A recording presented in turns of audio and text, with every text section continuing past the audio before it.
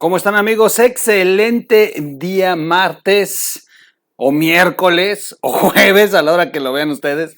Ya es tarde, seguramente se está estrenando ya tarde porque lo subí después de la cena de grillos. Recuerden que los martes tenemos cena de grillos. Estuvieron excelentes los análisis, como siempre, de Luis Berman, Octavio Catalán, Fernando Galindo y nuestro buen amigo Bogus, el regidor estrella de Naucalpan, de Juárez. Bueno, vamos a platicar sobre un análisis que hace Carlos Loret sobre la sucesión presidencial y cómo se le complica el escenario a López Obrador. De pronto se puso muy gallo, salió a decir que él iba a arrasar, que pues, le tiene que echar mentirita ahí a las huestes que lo siguen, porque pues la verdad es que sí tiene una crisis muy fuerte, muy fuerte.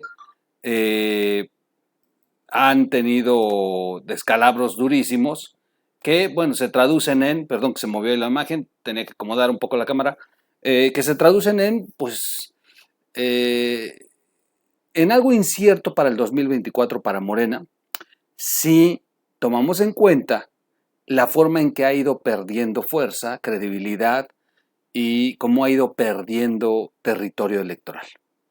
López Obrador sabe que no va a poder remediar las cosas. A ver, ¿por qué lanzó la reforma electoral si sabe que le van a dar una paliza? Porque esto alimenta a sus huestes.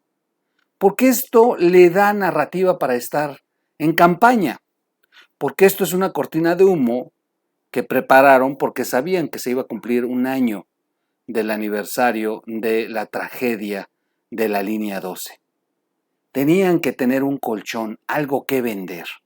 Y han estado provocando el decretazo y de pronto todo el mundo está hablando de muchas cosas y lo de la línea 12 ahí se va amortiguando. Pero la verdad es que debería de ser el tema del día sin hablar de otras cosas porque los pendientes están muy claros. No hay ningún detenido, nadie en la cárcel por este crimen que ocurrió. Y lo único que hemos estado escuchando es compromisos del gobierno de que pronto estará en operaciones la línea. Como si de verdad eso es lo que estuvieran uno exigiendo. Lo que uno quiere es que se esclarezcan los hechos, que paguen los culpables y que no se hagan arreglos al vapor y que pues no sepamos si en un futuro se va a tener la garantía de que esa línea, cuando se ponga en operación, no va a sufrir otro accidente. Es un pendiente que sin duda tiene el gobierno federal y ha creado todas estas cortinas para poder distraer y salir ahí medio del bache este 3 de mayo en que deberíamos de estar todos los mexicanos exigiendo justicia. Porque la verdad es que no hay muestras de que el gobierno federal intente por lo menos medio simular que va a hacer algo, ¿no? Por todos los frentes terminan rebotándole a ellos. Han intentado echarle la culpa a otros, pero termina rebotándole a ellos. Y hay una culpable principal, Claudia Sheinbaum. Y hay otro involucrado, Marcelo Ebrard. Y da la casualidad que los dos son los gallos de López Obrador. Así que, el 2024 es incierto para López Obrador y por eso sale envalentonado. Vamos a leer un poco un análisis que hice y retomemos algo que escribe Carlos Loret sobre esto y vamos a platicar de algunas cosas más que se lamentan mucho en este país. Regreso de inmediato después de nuestro intro tradicional y pequeños mensajes comerciales. Para todos los obsesionados a la música, ¿alguna vez han escuchado sobre el Club de los 27? ¿Quieres saber cuántos de ellos fueron brutalmente asesinados? Los secretos más oscuros detrás de bambalinas que nunca antes habías visto. Síguenos y dale click a la campanita de notificaciones.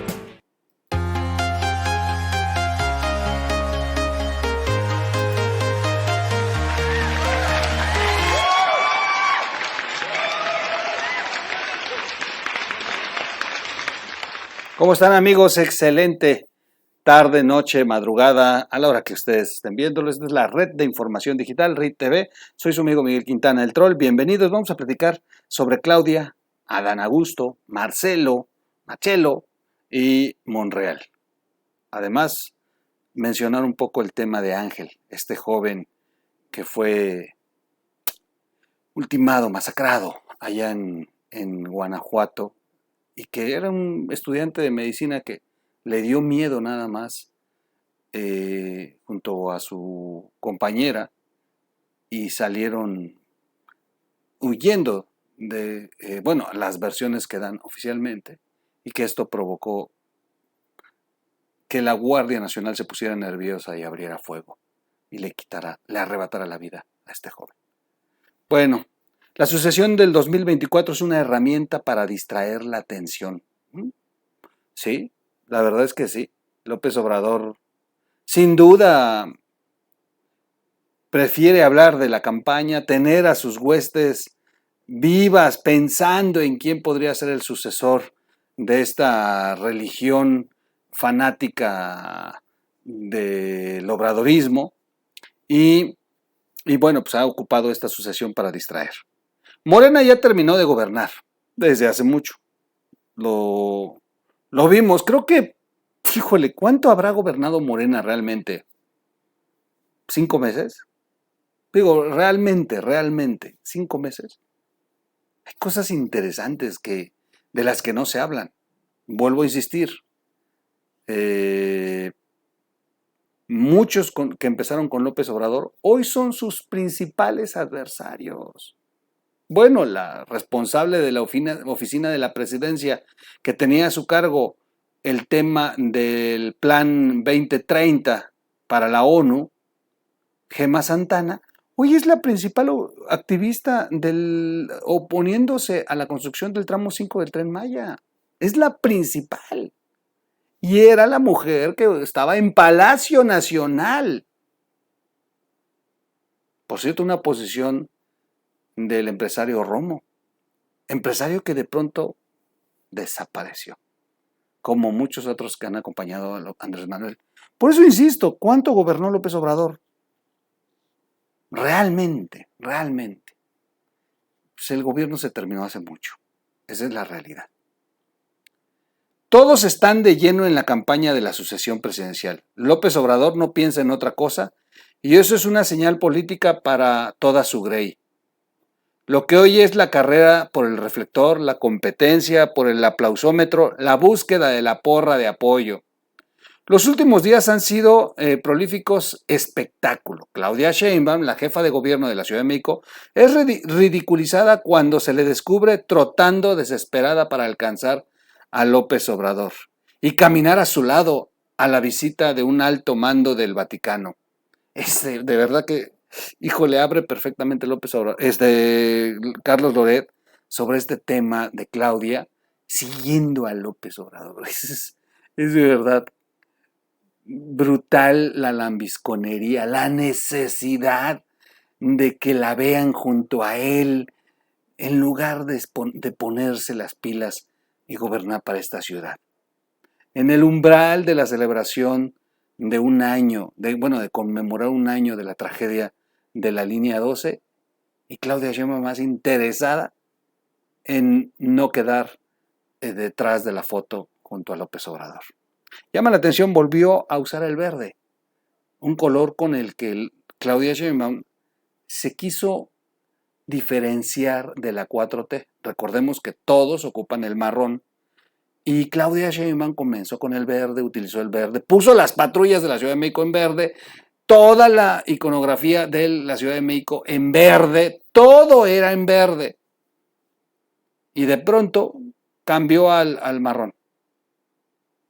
Bueno, llama la atención que Claudia ha comenzado a usar de nuevo el verde, como en esta ocasión. Bueno, a Adán Augusto López, a él le gritan presidente. Los legisladores morenistas, pero lo abuchean los trabajadores de Pemex. Impresionante. El canciller Marcelo Ebrard presume en sus redes que lo recibieron con esos mismos gritos cuando fue a apoyar la campaña del candidato de Morena, al gobierno de Hidalgo. Ricardo Monreal, el jefe de los senadores, hace sentir el vacío que le ha hecho el presidente. No operó en el Congreso y no pasaron las reformas de López Obrador. Me hacen caso y quizá podrían tener una oportunidad. López Obrador luce feliz con este espectáculo. Habla de la sucesión, habla de los tapados, de sus corcholatas, juguetea nombrando a sus fichas. A veces a todos, a veces a alguno, encarta y descarta, mientras en la opinión pública permean dos sensaciones bastante claras. Pero inclusive se ha atrevido, cuando ya se le agota el rollo de los propios de casa, ya hasta destapa a los que no son de casa, ya ha destapado a los precandidatos del PRI, del PAN. O sea, López Obrador de una vez ha puesto hasta las corcholatas con las que quiere competir. Es impresionante.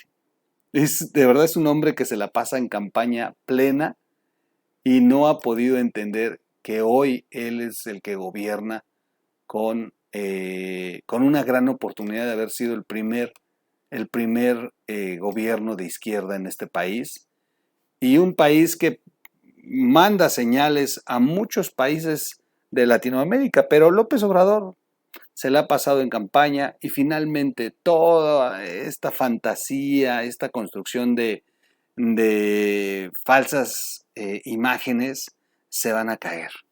Como aquella propaganda que se pone en las bardas para un baile y que a los pocos meses ya está ahí toda doblada, toda quemada por el sol, toda empieza a desmoronarse y llega un momento en que ya nadie puede recordar de qué era inclusive ese cartel, porque ya está todo desgastado, todo desdibujado. Así va a ser el gobierno de López Obrador, sin duda. A diferencia de gobiernos que en este país han pasado, con todos, con sus claros y oscuros, pero que ahí están como placas de metal presentes.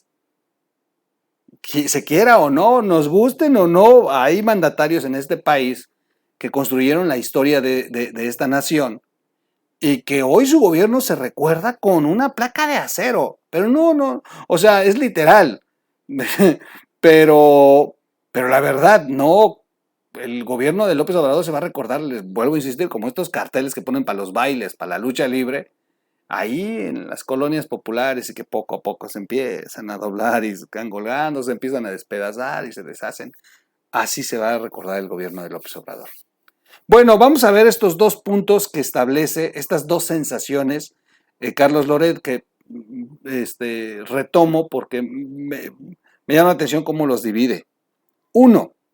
Los presidenciables de Morena no levantan. Claudia, la favorita del presidente, no despierta ninguna emoción.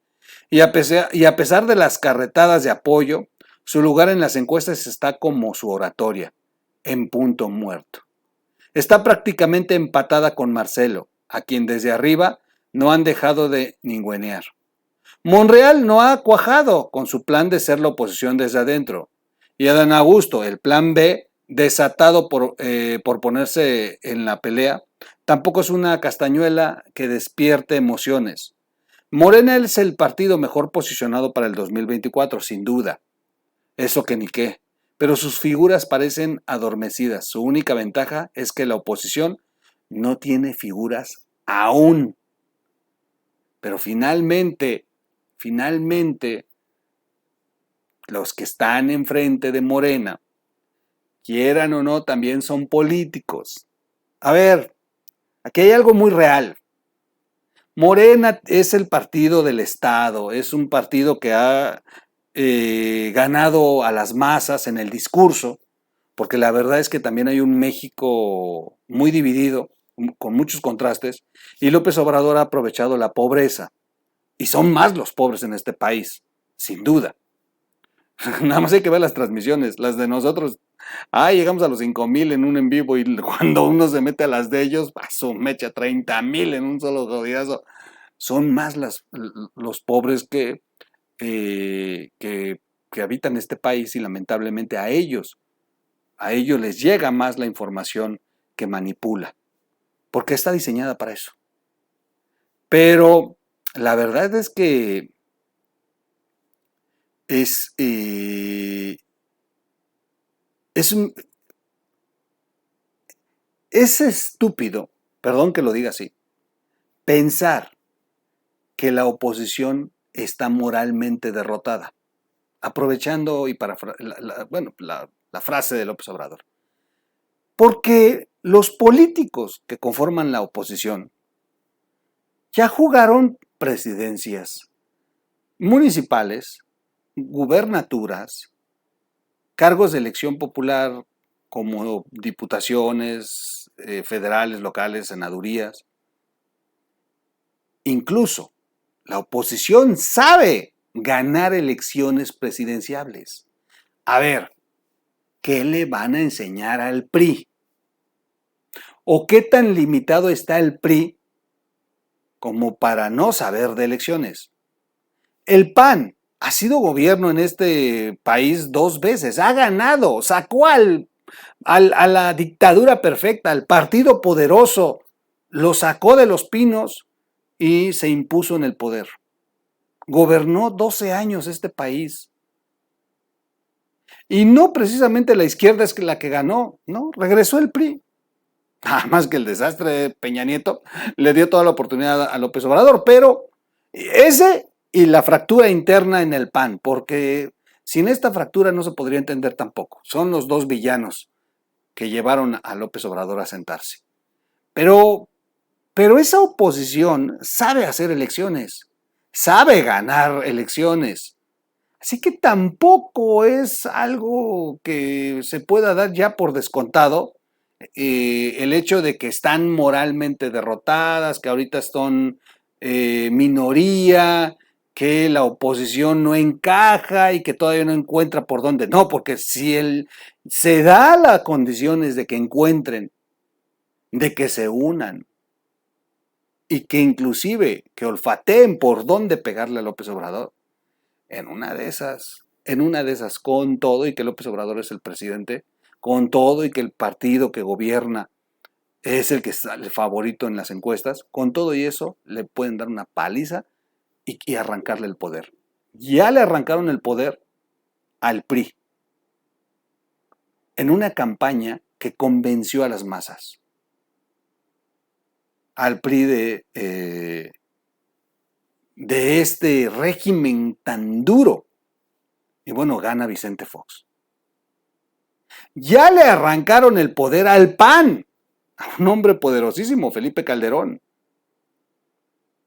que al final de cuentas el que terminó recibiendo el beneficio del golpeteo fue el PRI. Y bueno, pues le arrancaron el gobierno al PRI, los que hoy gobiernan. Pero la verdad es que hoy los antecedentes muestran que por más poderoso y que seas el presidente y que tu partido sea el que tenga el poder del Estado, con todo y eso pierdes una elección. Así que no es garantía para López Obrador. 2. El presidente y los suyos están usando la sucesión 2024 como una más de sus herramientas para distraer la atención.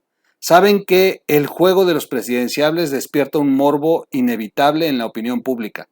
Mejor juguetear con eso que tener que hablar de por qué han aumentado los feminicidios, o las ejecuciones, o los precios, o la corrupción. A ver, dato importante. En la historia de este país jamás se ha llegado a una inflación del 9%. Con todos y los gobiernos del PRI que fueron un desastre en los 80s, con todo y estas caídas de la economía que condenaron a generaciones a las deudas, a la crisis, nos llaman la generación de la crisis a su servidor por lo menos, porque desde pequeños escuchamos la crisis y siempre hemos estado en crisis. Pero jamás se ha conseguido, o sea, jamás había llegado al 9%. Bueno, los expertos estiman que se va a llegar al 9%. Y esto es gravísimo. Bueno, y entonces entonces vienen los golpes de realidad. El estudiante Ángel Yael Ignacio Rangel murió a manos de un elemento de la Guardia Nacional que le disparó en un retén en Guanajuato. Ese guardia fue puesto a disposición de las autoridades casi de inmediato. Así lo anunciaron con un boletín. Y casi de inmediato fue liberado. La mamá, la verdad es desgarrador escucharla. Hace esta denuncia, inclusive dijo que perdona a quienes le dispararon a su hijo. Que la vida se los hará pagar. Pero lo que no se vale, como dice la señora, es la falta de justicia en este país. Es impresionante el descaro con el que se manipula al sistema judicial en este país para favorecer. ¿Y por qué para favorecer? Porque está en puerta que el presidente envíe su iniciativa sobre la Guardia Nacional. Y entonces le van a estar recordando este caso y muchos otros casos. Por eso lo quieren despresurizar, por eso quieren darle carpetazo, por eso quieren que de pronto un juez diga, no, pues es que fue en el uso debido de sus funciones y no hay delito que perseguir y quedan exonerados. O sea, por eso les interesa este tipo de sentencias, de resoluciones, para que al final, cuando venga este cuestionamiento en el Congreso por la iniciativa que envíe López Obrador, pues no les cuestionen, no les brinque, no se voltee uno y les diga, hey, ahí hay un pendiente en Guanajuato con un joven de la escuela de medicina que lo único que hacía era transitar después de salir de sus clases y que por miedo, el miedo en el que vivimos todos, no se quiso parar cuando lo venían persiguiendo, según las versiones de los propios de la Guardia Nacional.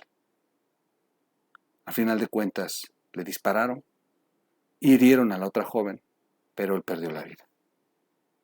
Si esto hubiera sucedido en el sexenio de Enrique Peña Nieto o de Felipe Calderón, López Obrador y su Grey estarían, y con justa razón, protestando con indignación, de verdad, tirándose a media calle para hacer un paro completo de esta nación, tomando Reforma, haciendo una movilización y un llamado al Zócalo, y bueno, ya estarían de verdad gritando a todas voces, fue el Estado, y denunciando los saldos sangrientos de una militarización sin sentido. Ahorita están distraídos en la sucesión para la que faltan 2 años, ocupados atacando periodistas que los cuestionan y lanzando reformas escandalosas que saben que no serán votadas, pero que son un buen distractor.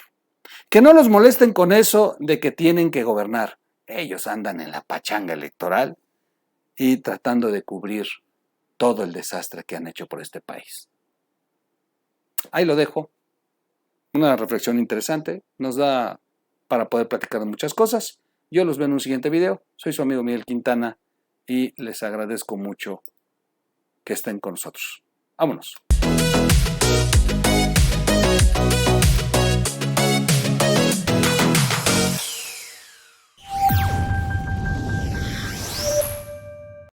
Para todos los obsesionados a la música, ¿alguna vez han escuchado sobre el Club de los 27? ¿Quieres saber cuántos de ellos fueron brutalmente asesinados? Los secretos más oscuros detrás de bambalinas que nunca antes habías visto. Síguenos y dale click a la campanita de notificaciones.